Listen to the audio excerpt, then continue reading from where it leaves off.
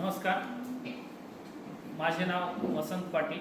मी doctor एस.व्ही. Samant विद्यालय येथे assistant teacher म्हणून काम करत आहे.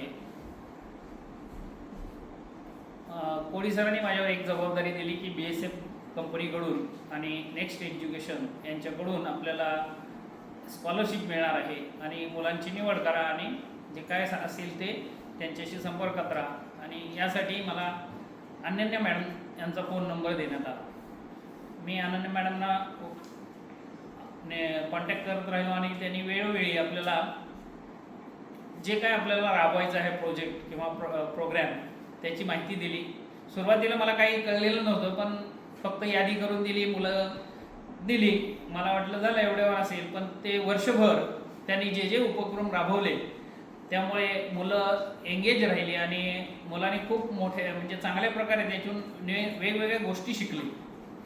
आम्हालाही एखादी कॉर्पोरेट कंपनी कशा प्रकारे प्रोग्राम राबवते याचा एक वेगळा अनुभव आला. अनन्या मॅडम यांनी मला विचारलं की आपल्याला सर्वसाधारण स्कॉलरशिप किती दिली पाहिजे. आम्ही 16,000 रुपये देणार आहोत, जास्त होईल का कमी होईल.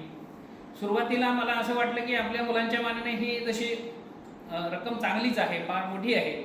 पण त्यांनी जेव्हा आपले संकल्पना सांगितल्या की ही फी कशासाठी, आपण ही स्कॉलरशिप कशासाठी वापरू शकतो, तेव्हा आता ही स्कॉलरशिप आम्हाला कमी वाटायला लागली.